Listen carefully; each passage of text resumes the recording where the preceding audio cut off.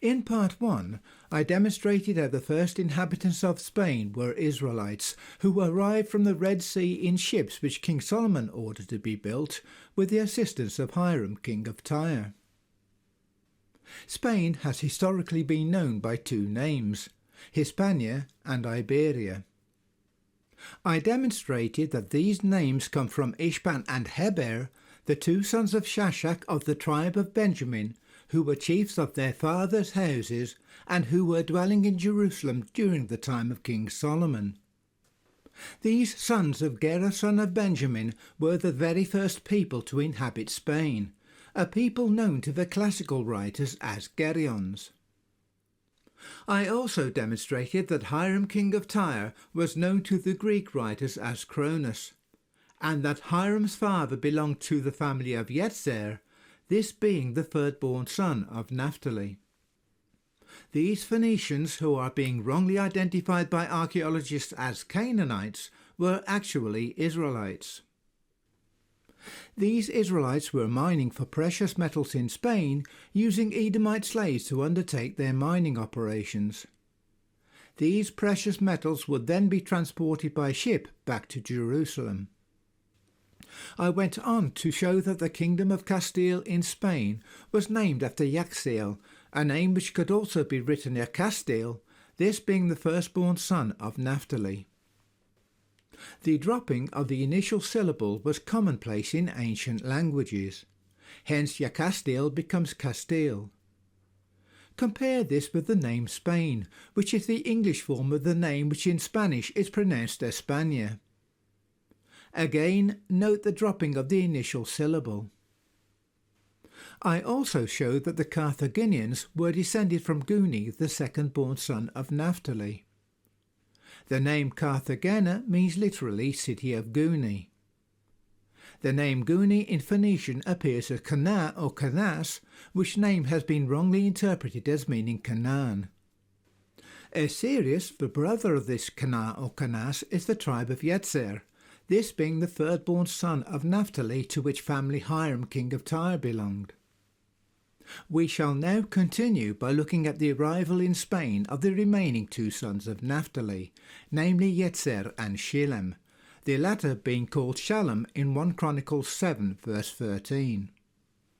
We shall also look at other indications that these tribes who settled in Spain were descended from the tribe of Naphtali, including a look at a couple of prophecies which were given concerning Naphtali and which have been fulfilled by the Spanish people.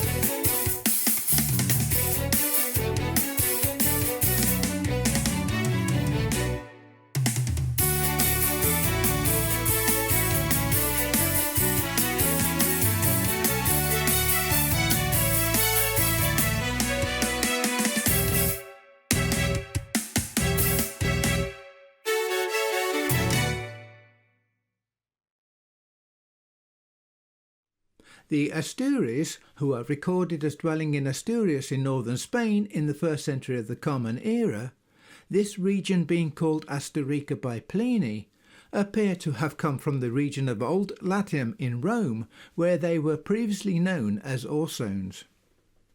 These Orsones gave their name both to the island and river of Astura in this region in Italy, as well as the river Nymphaeus.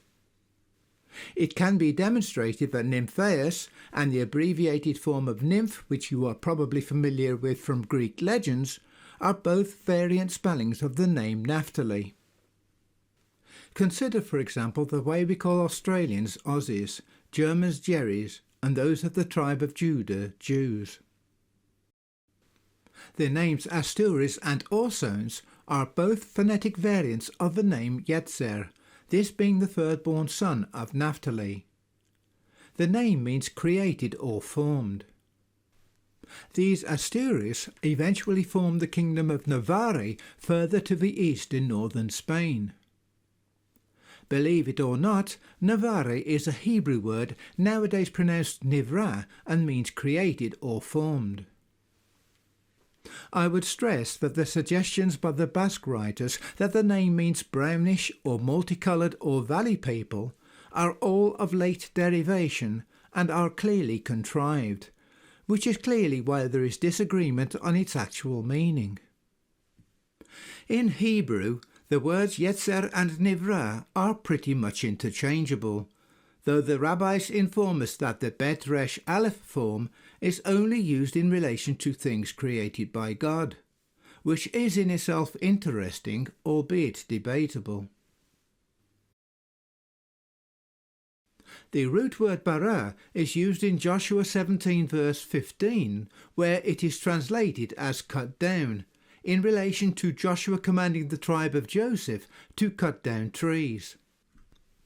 And Joshua said unto them, If thou be a great people, get thee up to the forest, and cut down for thyself there in the land of the Perizzites and of the giants, or Rephaim, since the hill country of Ephraim is too narrow for thee.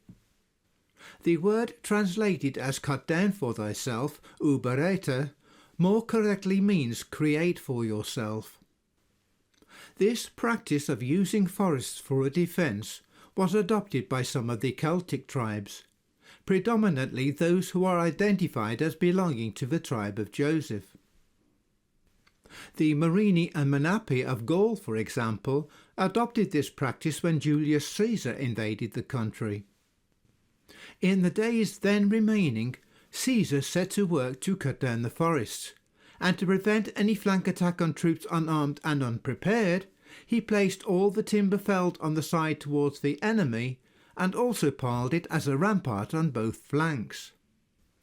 With incredible rapidity, a great space was cleared in a few days, until the enemy's cattle and the rearward of their baggage were in our keeping, while they themselves sought the denser forests. The inhabitants of Britain likewise used the forest for defence.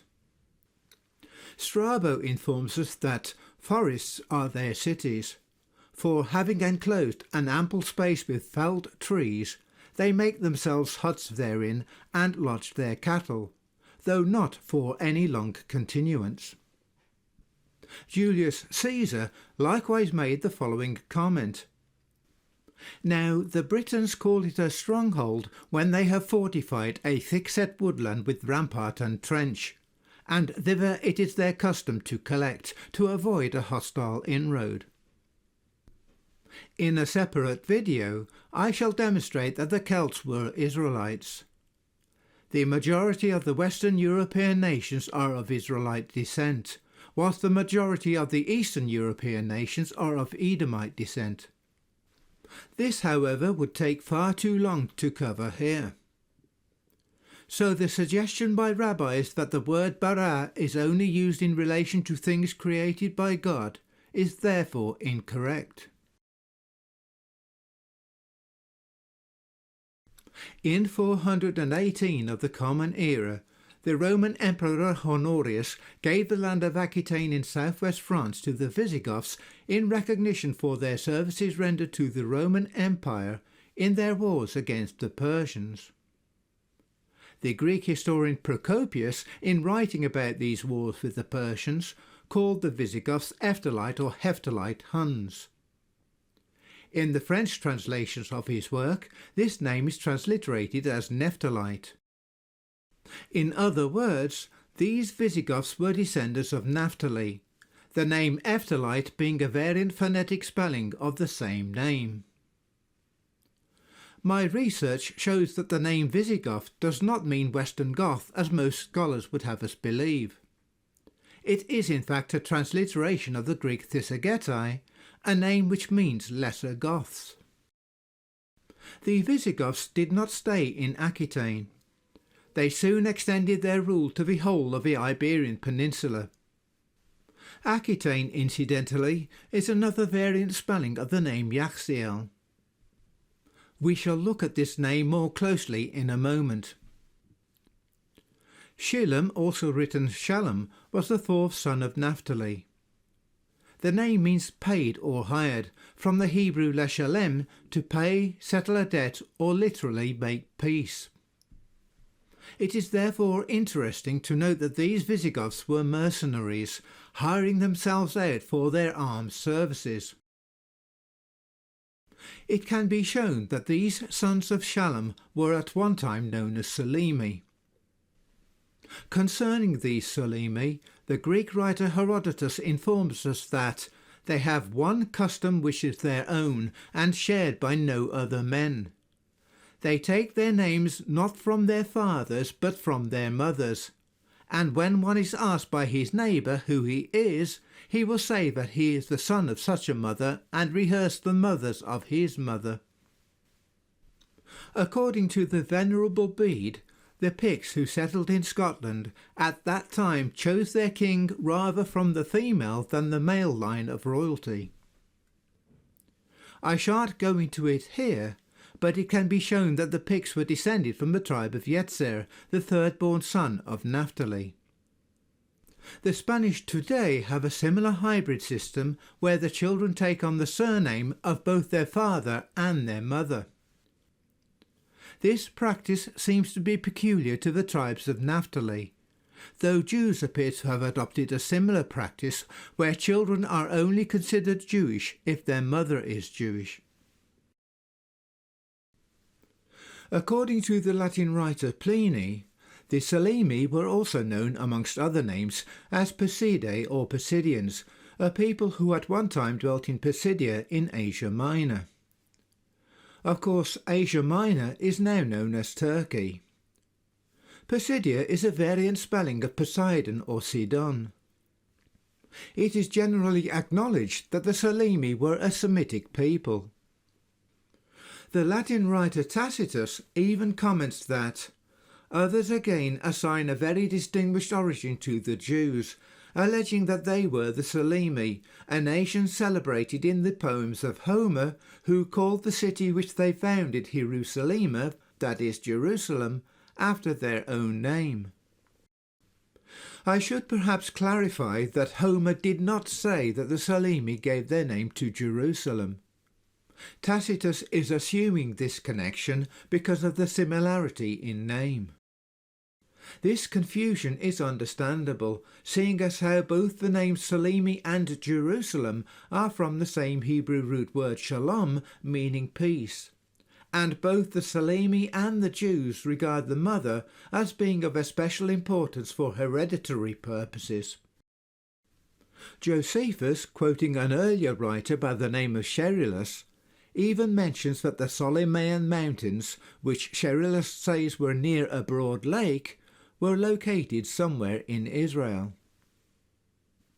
Josephus interpreted this as being a reference to the Jews, and assumed that the broad lake in question was the Dead Sea, called Lake Asphaltitis by Josephus. It is my opinion, however, that the broad lake mentioned by Sherilus was more correctly the Sea of Galilee, and that the Solimæan mountains were part of the Lebanon range around that area of northern Israel which at one time formed the land belonging to the tribe of Naphtali. According to Homer, this being the writer who mentioned the Solimæan mountains, but the glorious earth-shaker, that is Poseidon, as he came back from the Ethiopians, beheld him from afar from the mountains of the Selimi, for Odysseus was seen of him sailing over the sea. The land of the Ethiopians would here most likely be Babylonia, the Babylonians being the eastern Ethiopians of Herodotus, a people who Josephus simply called Ethiopians, as distinct from the western Ethiopians who dwelt in the land we know even today as Ethiopia. These Ethiopians of Babylonia are referred to in the Assyrian records as the black-headed people, this having a similar meaning to the Greek word Ethiop, which means simply black or burnt face. The placement of the Solimæan mountains in northern Israel would then make more sense geographically than somewhere near Jerusalem in the south of the country. These descendants of Shilom or Shalom, whichever reading you wish to adopt, when they arrived in Spain, did not become a separate nation. They became assimilated within the rest of the Spanish community. In April 711 of the Common Era, the governor of Tangiers, Tariq ibn Ziyad, crossed the strait between what is now Morocco and Spain with an army of 9,000 or 10,000 Berbers and invaded Spain. These invaders of Spain were known as Moors, but the Arab leaders who led the attack and went on to rule over the country were Umayyads, who, according to Spanish tradition, were Moabites, Moab being one of the two sons of Abraham's brother Lot. There is much scholarly debate over whether Tariq was himself an Arab or a Canaanite Berber. It is much more likely that he was an Arab, but for this exercise, this information is not relevant. For the next 700 years or more, Spain became a Muslim country. Much of the indigenous population, which now included the Visigoths, were forced into exile into the remote areas of northern Spain, the Pyrenees and France.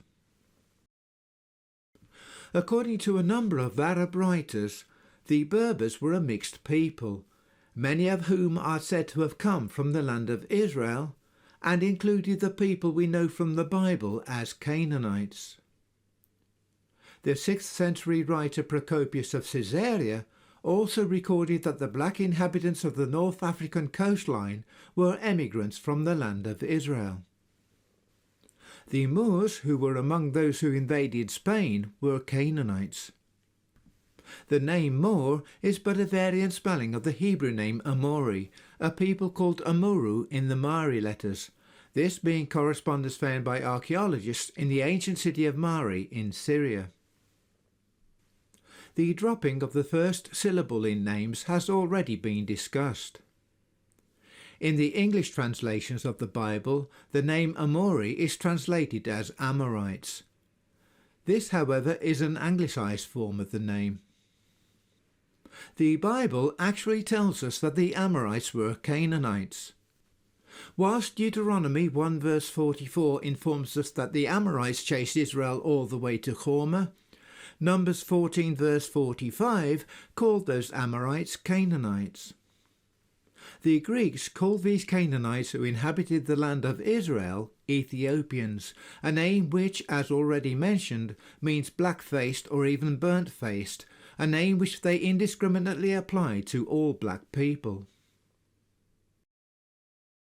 By the 1st century of the Common Era, apart from a small group of black people called Hamatites, who Josephus says were still at that time dwelling somewhere around the city of Hamat in Syria, these being the people called Nubians, that is, blacks by Pliny, most of these black inhabitants had long disappeared from the land of Israel. The Greek and Latin writers could not understand where they had disappeared to. The Latin writer Pliny, for example, wrote, "Ethiopia was worn out by alternate periods of dominance and subjection in a series of wars with Egypt, having been a famous and powerful country even down to the Trojan Wars when Memnon, that is the Egyptian king Amenemhat III, was king. And the stories about Andromeda show that it dominated Syria and the coasts of the Mediterranean in the time of King Caphaeus.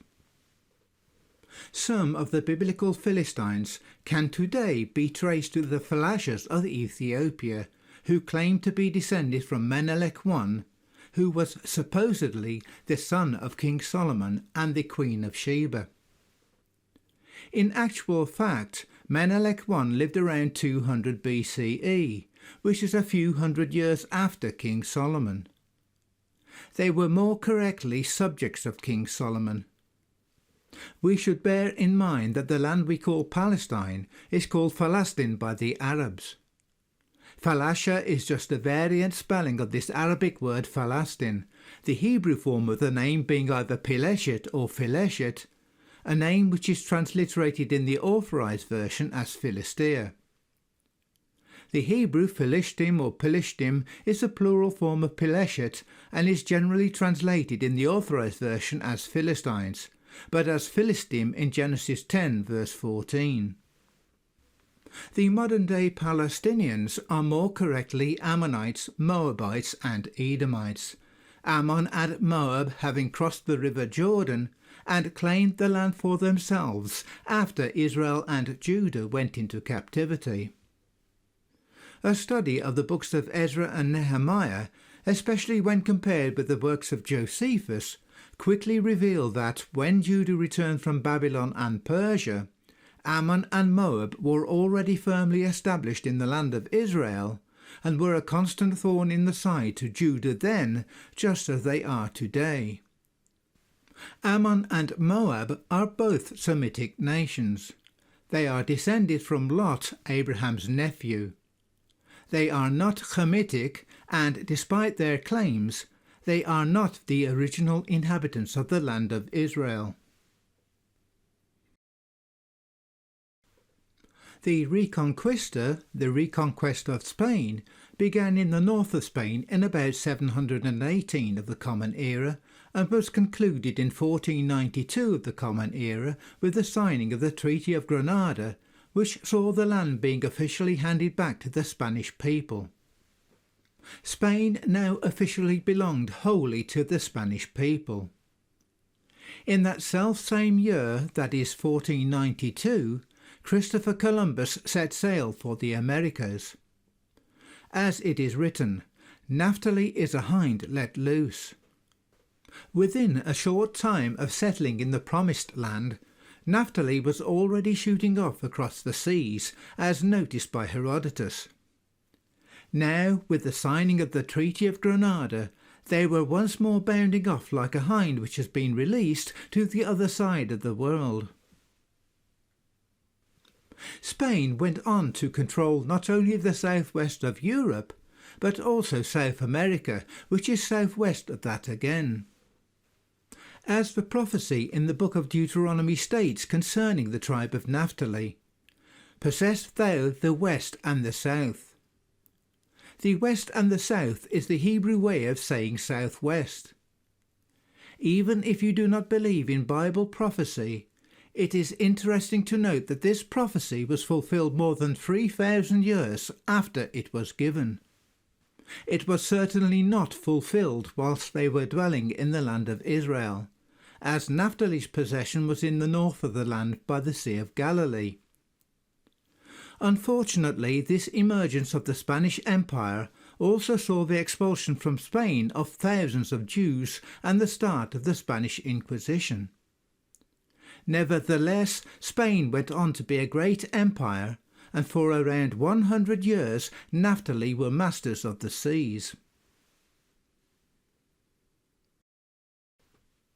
The words academy, academia and academic are derived from the name Cadmus. According to both Euripides and Herodotus, Cadmus came from the city of Tyre, though Isocrates says he came from the city of Sidon. Note that the cities of Tyre and Sidon were interdependent.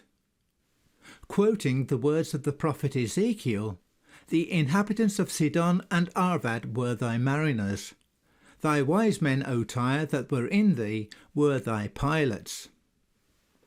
It is therefore perfectly understandable how this confusion over the place from where Cadmus came from has occurred.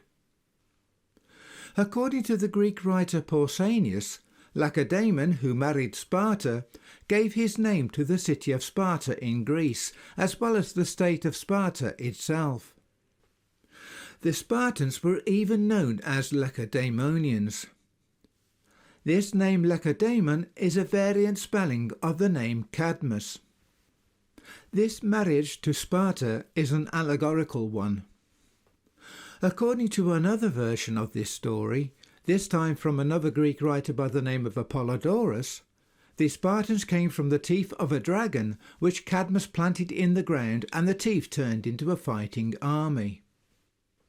For expediency, I shan't go into the details here, other than to say that the Spartan army was trained in warfare by this Phoenician by the name of Cadmus. We shall look at this story in more detail in a future video, when we shall examine the stories of the first settlers to arrive in Greece. For the purposes of this video, it is sufficient that we understand that Cadmus and Lacedaemon are two phonetic variations on the same name. Cadmus, son of Agenor, is said to have given the Greeks their alphabet. If you can recall, in part 1 of this video we put forward the argument that Agenor was the Dorian spelling of Guni, this being the second-born son of Naphtali. Cadmus therefore belonged to this Israelite family. Bear in mind that the word son was often used to mean descendant, signifying that the person belonged to that family. Even today, Jews consider themselves to be sons of Judah, even though Judah lived a few millennia ago. Agenor was likewise a family name, Guni having lived several centuries before the time of Cadmus. He did not just give them an alphabet and expect them to use it. He would, of course, have had to teach them how to read and to write and how to use that alphabet. When Plato built his famous school, which he called Hecademia, he did not name it after some insignificant person by the name of Academus, as suggested by Diogenes and Plutarch. According to them, Academus was the person who purportedly pointed out the whereabouts of Helen of Troy to her pursuers. According to Herodotus, however, that person who pointed out the whereabouts of Helen of Troy was someone called Deculus, not Academus. Hecademus is a phonetic variation on the name Cadmus. Plato therefore rather fittingly named his school after Cadmus, son of Agenor, who gave the Greeks their alphabet. As it is written, Naphtali giveth goodly words. It is probably prudent here to add a few words about phonetics. It is a field of study which very few scholars see the importance of, and which is full of pitfalls. It is very easy, for example, for people to draw the wrong conclusions. I have had similar problems myself in the course of my research. It doesn't help when the classical writers apply their own interpretations, but when you look into what they claimed, you find that they were wrong. The only way to ascertain whether or not an interpretation is correct is to consider all of the connected information, something which is not always easy to do. It is nevertheless an important tool for assisting in our understanding of history. Philology, which is the study of the structure, historical development and relationships of a language or languages, is a very complicated subject to tackle, and it would be impossible to cover even a small part of this study here. Some of the phonetic changes which have occurred are not always understood. We just know that they happened. We shall nevertheless consider some of the connections which we are making here in this video. First of all, it should be stressed that the ancient world did not have dictionaries to refer to. This might be obvious, but sometimes the obvious needs to be stated. We are now so used to having words conform to certain standards, but this was not the case in ancient times. Names of people and places were usually written as heard. In the Alamana letters discovered at Tel Alamana in Egypt, for example, we find that Nebmatri Amenhotep III was variously addressed as Nibmuria, Nimuria, Nimawaria, Imuria and Mimuria, to name but a few of the many variations on this king's name. A certain general in the letters was variously addressed as Etekama, Etugama, Edagama, Edakama, Etagama, and so on. The king of Mitanni was called both Tushratta and Dushratta, both names being used interchangeably. The adding or dropping of the initial syllable in names was also commonplace. Josephus, for example, called Ramat Gilead the Galadine city of Arametta, where Ramat becomes Arametta. Ramat Gilead actually means the city of Ramat in the land of Gilead. Duke Sibion, a name which is transliterated in the authorized versions as Zibion, appears in Josephus as Esibion. Duma, son of Ishmael, likewise appears as Idumas. Hiram, king of Tyre, appears in cuneiform texts as Achiramu and in Egyptian texts as Achirum. The city of Adana likewise appears in the Egyptian texts as Dununa. As can be seen, the addition or removal of the initial letter on words was therefore a common occurrence. Knowing this, it is not difficult to see how Cadmus and Academus are two variant spellings of the same name.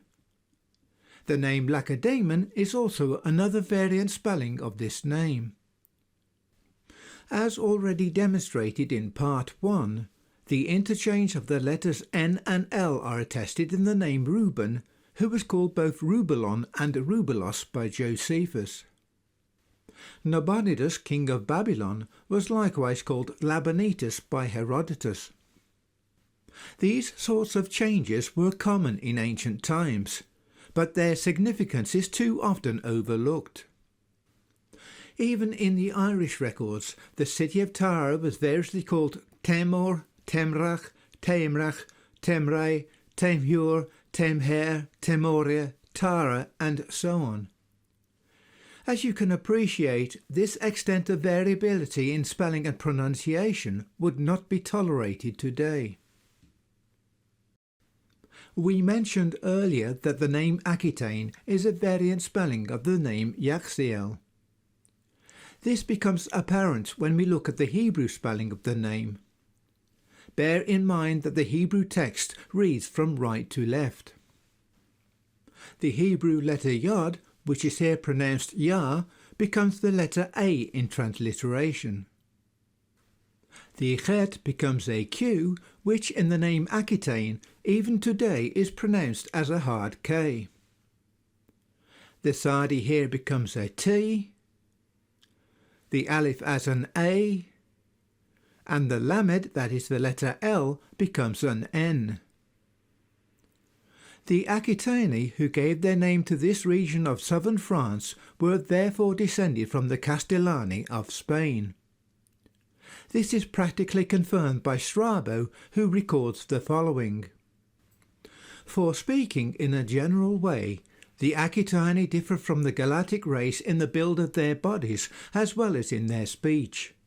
That is, they are more like the Iberians, that is to say, the inhabitants of Spain.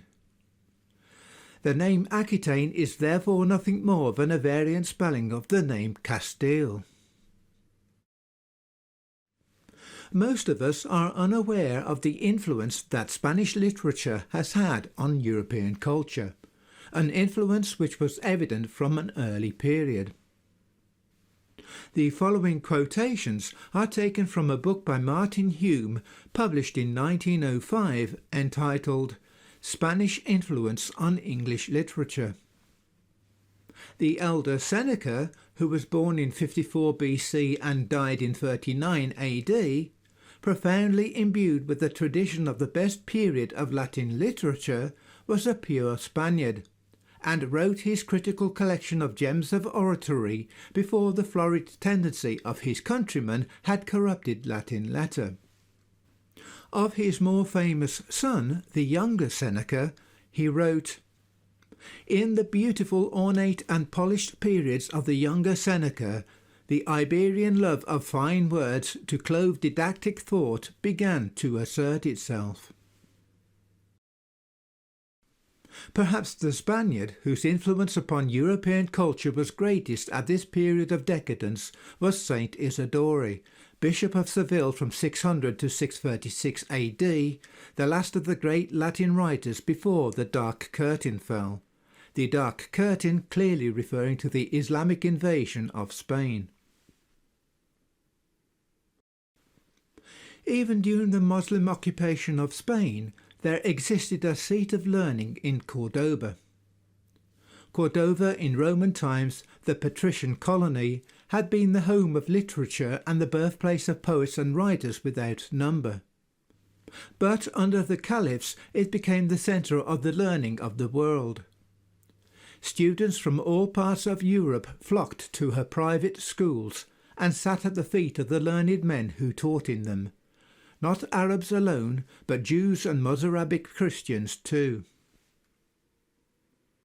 Duns Scotus came to learn and spread through Europe the philosophy of the great Jew poet and philosopher Avi Hebron. Literature, philosophy and rhetoric were mainly taught at first, and later every branch of science was studied, especially medicine and surgery. Astronomy, geography, chemistry, natural history, horticulture and the fine arts all had their literature, their teachers and their devotees. Averroes, who is considered one of the greatest philosophers of all time, was a Cordovese. He translated Aristotle's works not from Greek but from Hebrew into Arabic. The universities of Oxford, Padua and Paris all eagerly sent copyists to turn the revived text into Latin, and all the schoolmen in Europe in the 13th century of the Common Era were discussing the doctrines which Averroes had deduced from Aristotle. His doctrines were later expanded on by another Spaniard, Ramon Lull, whose influence upon the medieval universities was enormous, and to him is due primarily the study of the Oriental languages at Oxford and elsewhere. As it is written, Naphtali giveth goodly words. The Choshen HaMishpat, or breastplate of judgment, which was worn by Aaron and all the high priests after him, had 12 stones, each stone representing one of the 12 tribes of Israel. Each tribe also had a flag, which was the same colour as their stone. In the book of Numbers we are told, And the children of Israel shall pitch their tents, every man by his own camp, and every man by his own flag throughout their hosts. Every man of the children of Israel shall pitch by his own flag, with the ensign of their father's house. Far off about the tabernacle of the congregation shall they pitch. I would here point out that the Hebrew word degel, which I am here translating as flag, is translated as standard in the King James Bible. This is because in Old English a flag was known as a standard.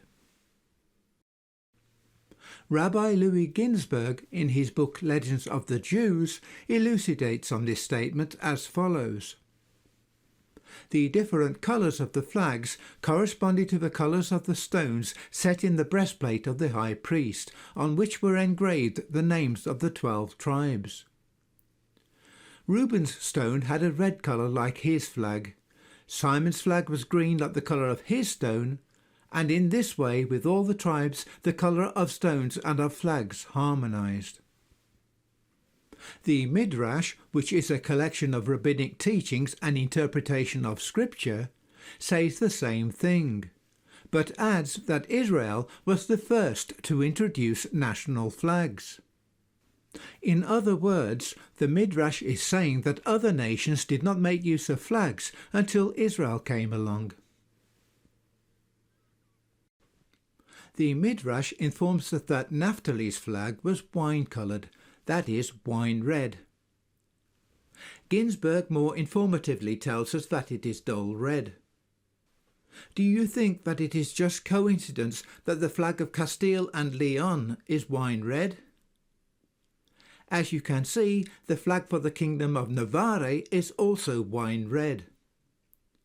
The flags of Aragon and Catalonia also include this same wine red colour. I would like to point out that the colour red in the flags of these Spanish kingdoms vary considerably. Some are displayed with a lighter red than the ones I am showing here. The red historically used by these kingdoms was generally the darker red, as shown in these pictures I have chosen here, this being a dull red, the colour of a red wine. I should perhaps also clarify that the name Catalonia is another variant spelling of Yaxiel. Here the Hebrew letter Sadi has been transliterated as a T. If we can recall, the city of Tyre in northern Israel is from the Hebrew word Sor, the initial letter Sadi being transliterated as a T. These Catalonians are understood to be from colonies which the Phoenicians established in Etruria in northern Italy and in Sardinia. When we look at the flags of Aquitaine in France, this being the region which the Visigoths at one time held, we see the same picture unfolding. If you can recall, I am claiming that the Visigoths were descended from the tribe of Shalom, the fourth-born and youngest son of Naphtali. The flag of Toulouse is wine red, as is the flag of the region of southern France, which is still today known as Occitania. Note the Visigothic cross in the centre of the flag. And the flag of Poitou-Charentes is likewise red, albeit a slightly brighter colour than the other examples. Note the castles showing a connection with the Kingdom of Castile. In a separate video, I shall demonstrate that the Pictones, Turones and Santones who dwelt in this region of western France were descended from the tribe of Yetzer, the third-born son of Naphtali. The city of Tours was founded by the Turones, the name Tours likewise being a phonetic variation on the name Yetzer. Again, the bottom half of the flag comprises the dull red of Castile with the telltale castles, though the upper part of the flag displays the blue of the French royal household. As you can see, there is a clear historical connection between these places, which is evident not only in the historical records, but in the flags that they still use to this day. The Greek word phoenikois, which is clearly derived from the word Phoenicia, means dark red, purple or crimson. The word phoenix likewise means a purple-red, purple or crimson, because the discovery and earliest use of this colour was ascribed to the Phoenicians. All three of these colour variations are evident in the Spanish flags. Note, for example, that there are purple lions on the Castilian coat of arms. For the benefit of those people who are claiming that the Phoenicians were so named because of the use of this purple dye, it should be stressed that the Phoenicians appear in the Egyptian records as Pont or Puene, both forms of the name being used interchangeably. Bear in mind that this word phoenix and its meaning is derived from the Greek translation of the name. There is no evidence that they were called Phoenicians because of the use of this dye. In fact, they seem more correctly to have been named after the family of Phuni of the tribe of Issachar, who were also operating alongside the men of Tyre. Just to confuse matters, it should be noted that Reuben's stone was also red. So how did Reuben's stone differ in appearance? Reuben's stone is an odem, a red stone. The Latin Vulgate translates this word odem as sardius. Just to confuse matters further, this word sardius is understood to be the Latin for carnelian. The Authorized Version also has sardius. Josephus would have us believe that it is a sardonyx.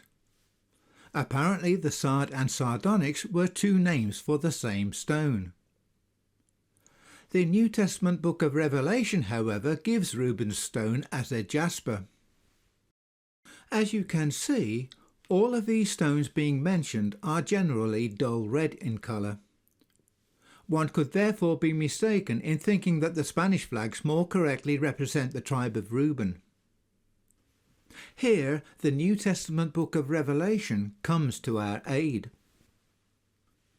In Revelation 21 verse 11, we read in relation to the description of the kingdom which is established here on earth when the Messiah sets his throne in Jerusalem, that Her light was like unto a stone most precious, even like a jasper stone, as clear as crystal.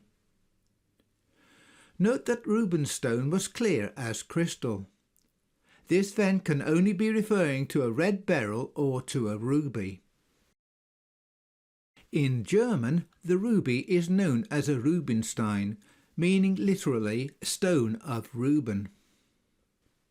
The evidence therefore clearly and irrefutably points to the ruby as being Reuben's stone, as well as the colour of Reuben's flag. This is a much brighter red than that used on the Spanish flags. Let me now demonstrate the truth of this statement. Let's start with the tribe of Aroerne, which settled in what is today known as the Auvergne region of southern France. Oh, did someone say that this reads Arverni? Then let me quickly correct you. The name Arverni is the anglicised form of the Latin. In Latin, the letter V was pronounced as a U. Hence the name, which is written Saturnus in Latin, is meant to be pronounced as Saturnus. The Greek form of the name is Aroerne or Aroernai, this being closer to the Hebrew. You do not have to be experienced in Greek to see this. Many of the Greek letters are very similar to our own English characters. The letter which looks like a P is the Greek letter Rho, which is pronounced as an R, and the letter which looks like a V is the Greek letter Nu, which is pronounced as an N. All of the other letters are very similar to their English, or more correctly Latin, equivalents. If you know your Bible, you should by now recognise the name. If I were to also tell you that the addition of a letter N in words was a Greek as well as a Celtic practice, and that this name Aroerne can be refined further to read Aroeri or Arorite, it should then become obvious that this is a variant spelling of Aroer, this being the name of a city to the east of the Dead Sea, in the land which is today known as Jordan. The city of Aroer belonged to the tribes of Gad and Reuben. In Hebrew, the name Aroer is written with 2 irons. Reading from right to left, which is how you read Hebrew, Ayin Resh, Ayin Resh. You are probably wondering why I am telling you this. After all, Aroer, is Aroer, is it not? Well, let me enlighten you. The city of Gaza is written with an ayin for the first letter. The ayin, which is a guttural, is here transliterated as a G. Notice that in the King James translation, this city is called Azza in Deuteronomy 2 verse 23, 1 Kings 4 verse 24 and Jeremiah 25 verse 20. The city of Gomorrah, of Sodom and Gomorrah fame, is likewise written with an ayin as the first letter.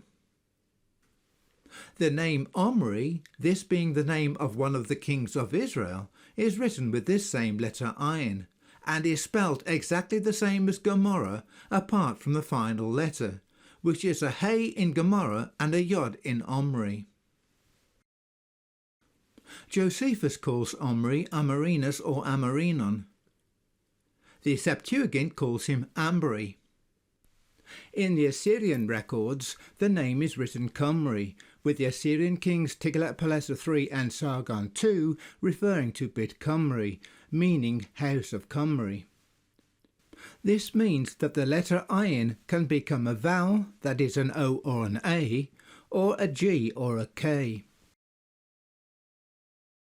Note that Ptolemy called the city of Aroer Calero, where the initial ayin has been transliterated as a kappa or hard C. We mentioned this earlier when talking about the mother of the semi-mythical Geryon king of Spain, who was called Calero. Ptolemy also transliterated the name Yagasser as Gazarus. This time he has transliterated the ayin as a G, and the first syllable has been dropped in pronunciation. The King James Bible transliterates the name Yazer as Jazer, which once again is not very helpful if you want to do any biblical research. The name, which is transliterated as Aroer, can therefore be alternatively transliterated as Garger, Gargoer or similar. In my opinion, it is no coincidence that one of the cities of the Aroerne in France was called Gergovia by the Latin writers and Gerguan by the Greek writer Strabo. Note once again the addition of the letter N, the dropping of the final letter R, and the fact that the V in Gergovia should be pronounced as a U and read as Gargoa. The Aroerne therefore named one of their cities after themselves. But because the classical writers were not familiar with phonetics, no one seems to have made this connection. Most scholars today likewise make the same mistake. Bear in mind that in those days spelling was not standardized. Names were written as heard.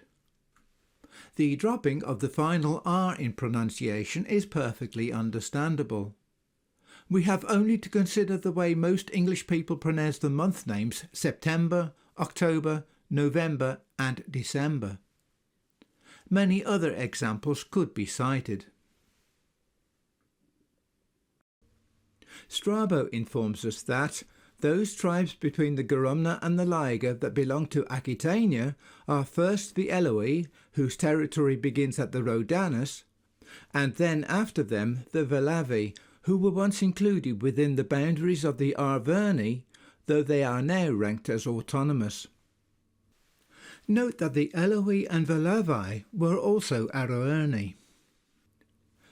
The 16th century English historian William Camden wrote, "So the Arverni received their name from their situation on the river Garumna."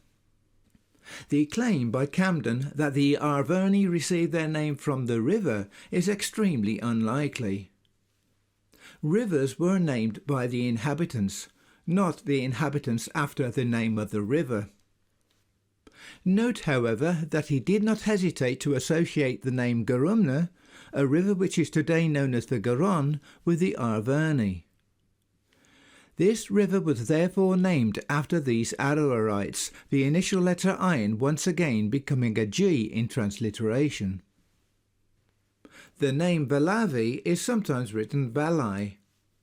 The reading of the names Valavi and Valai are once again the anglicised forms of the Latin.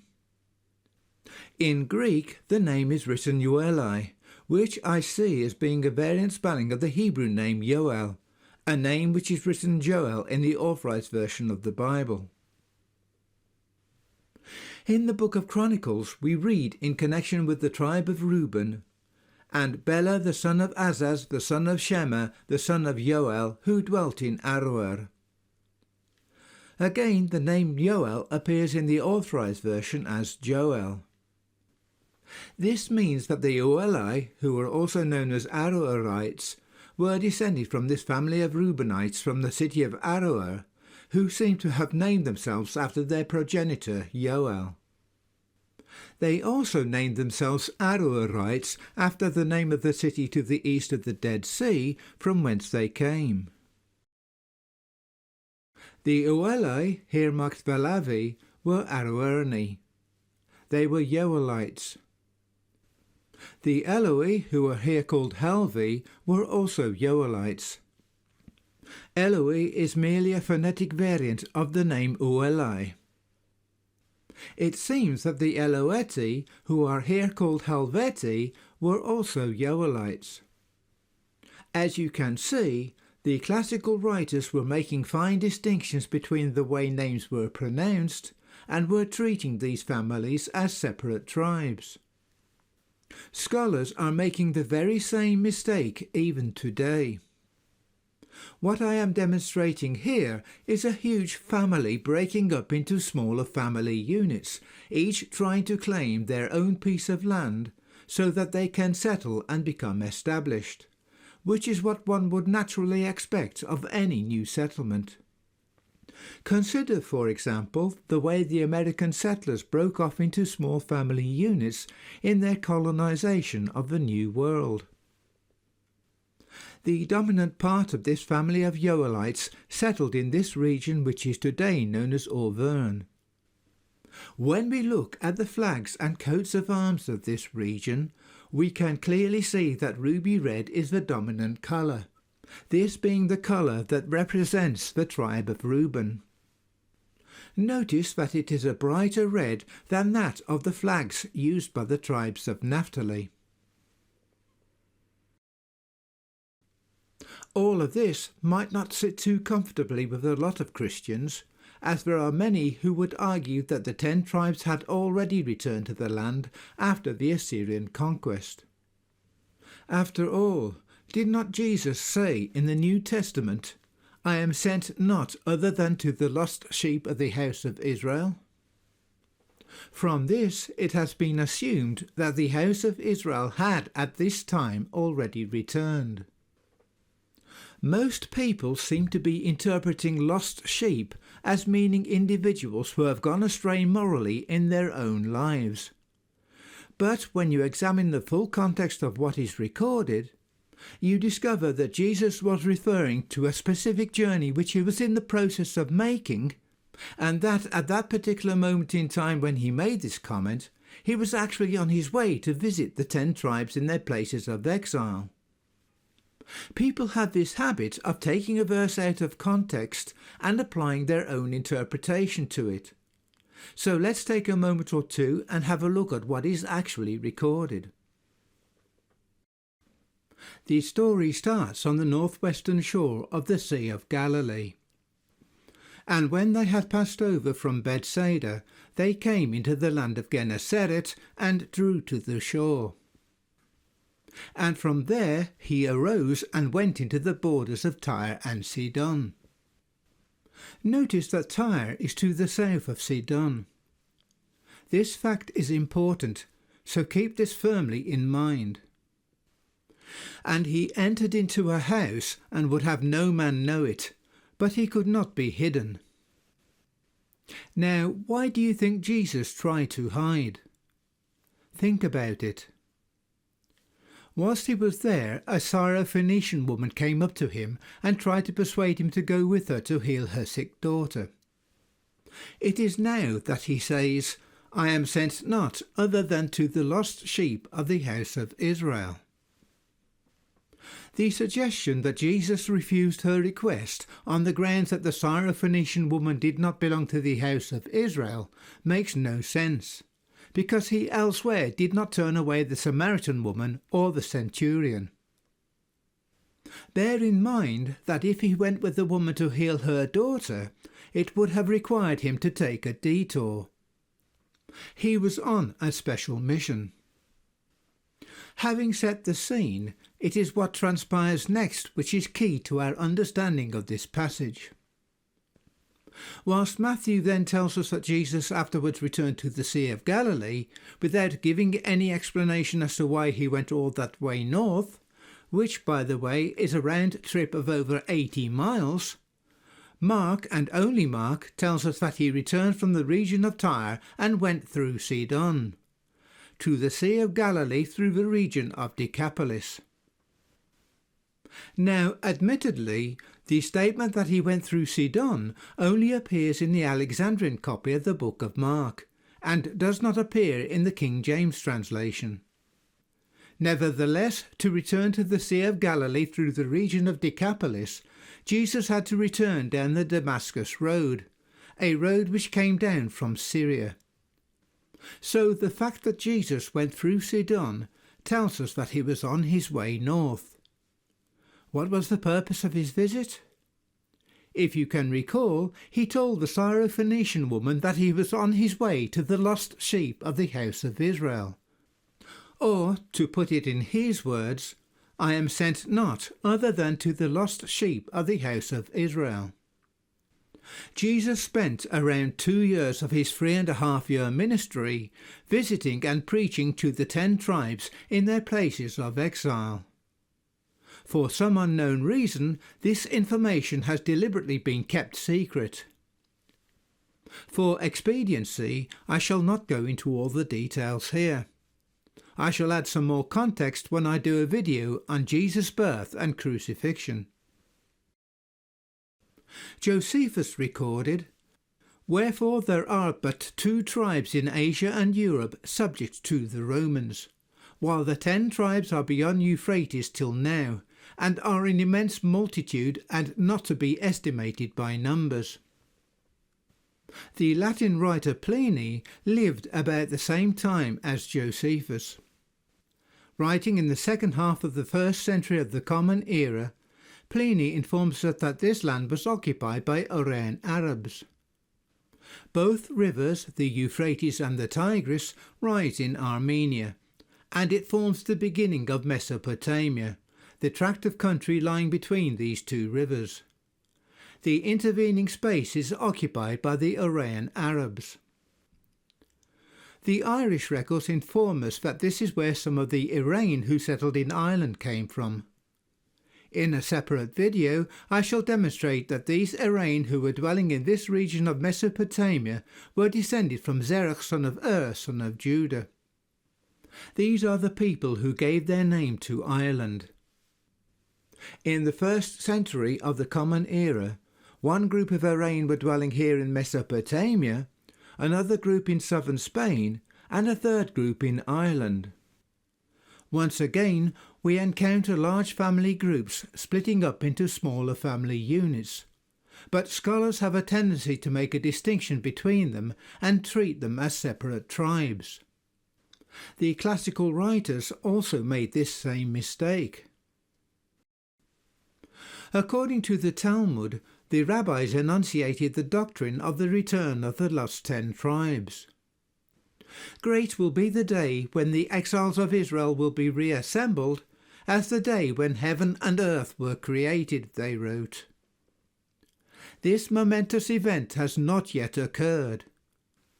Those who believe that the return of the 10 tribes has already been fulfilled by the Jews are misinformed. To summarise then, Spain became an empire in 1492. This was more than 3,000 years after the prophecy that Naphtali shall possess the west and the south was given. Whilst Naphtali dwelt in the land of Israel, they occupied a region in the north of the country. This is the area marked in green towards the top of this map. Notice that the Sea of Galilee is here called the Sea of Kinneret, this being the Hebrew name for the lake. This is where the Solimæan Mountains mentioned earlier would have been located. The tribe of Naphtali did not at that time fulfill the prophecy which was given them. This prophecy that Naphtali would possess the west and the south was only fulfilled in recent times. What we are witnessing here is a fulfillment of a prophecy within relatively recent times that no one can contest, because the Bible which contained that prophecy was already widely circulated before it came to pass. This map shows the extent of the Spanish Empire at its height. As we have hopefully demonstrated, the Phoenicians were Israelites. Anyone who dates the Phoenician expansion overseas prior to the time of King Solomon is trusting in corrupted interpretations both of the archaeological data and of the written evidence. The Phoenicians were responsible for settling many families across the world. Those who place the arrival of the American Indians prior to the time of King Solomon, for example, are putting their trust in incorrect interpretations of American history being put forward by archaeologists. Because this teaching that the Phoenicians were Canaanites has become so well established, it has prevented us from seeing these truths. The brain is a delicate piece of machinery. Once it has been fed false information, it has great difficulty adjusting to data which conflicts with that teaching.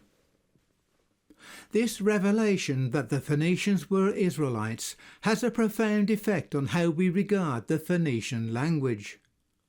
we are expected to believe that the Hebrew alphabet is later than the Phoenician alphabet. But if the Phoenician alphabet is Hebrew, then ironically this completely overturns the accepted scholarly view. The Phoenicians were Israelites, but everyone is calling them Canaanites.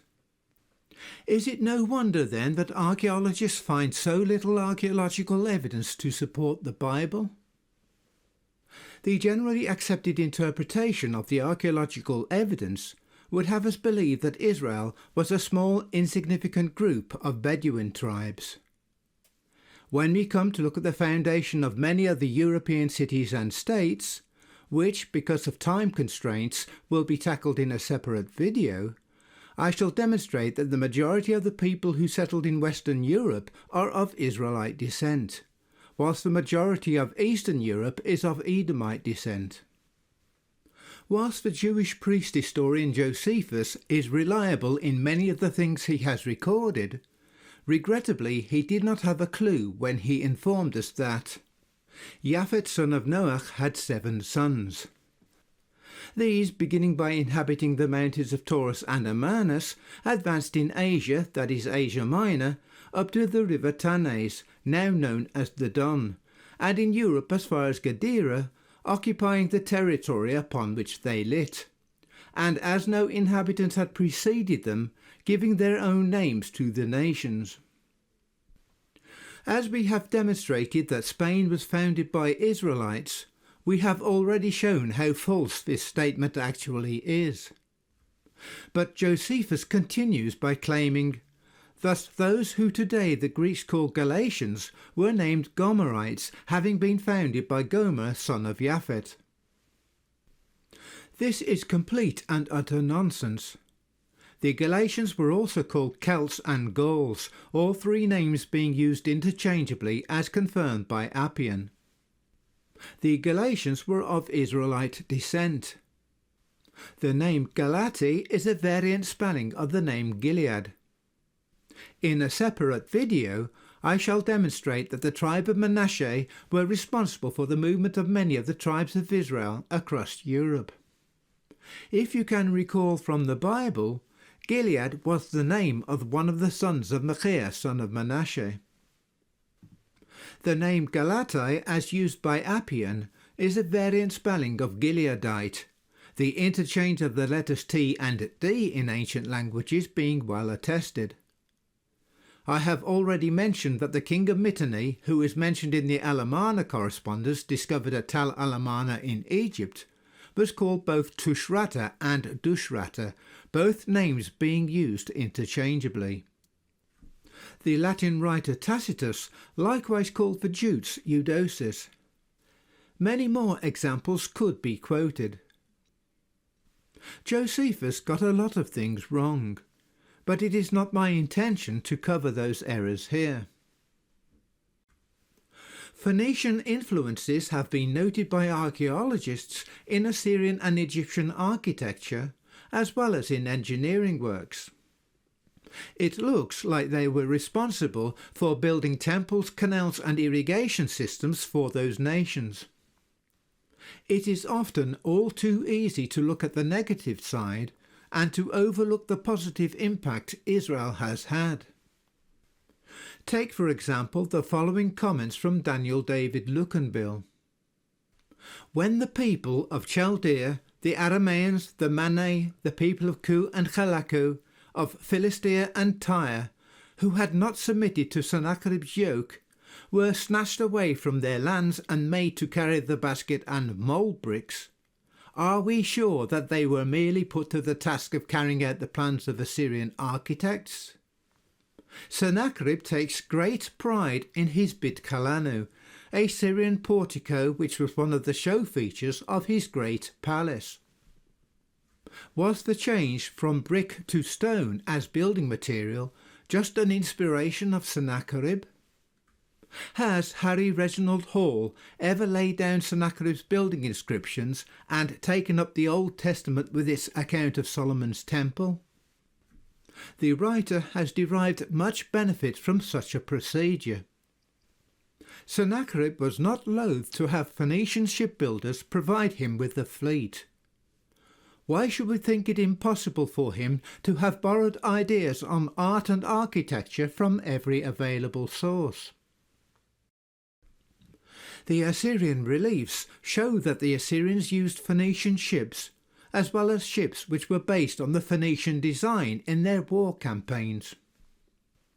It can also be shown that many of the temples, and possibly also the pyramids, were built by Israeli contractors working in Egypt. But this will take too long to go into here in this video. So think about it. The Phoenicians established nations. They introduced laws based on the law of Moses. They introduced the world to arts, sports and sciences. They traded in all sorts of merchandise. The Bible records, "For the king, that is Solomon, had at sea a navy of Tarshish with the navy of Hiram. Once in 3 years came the navy of Tarshish, bringing gold and silver, ivory and apes and peacocks." In Ezekiel 27 verse 3, Tyre is described as being the merchant of peoples unto many isles. The Phoenicians were therefore very affluent and influential, and those Phoenicians, whether we like it or not, were Israelites.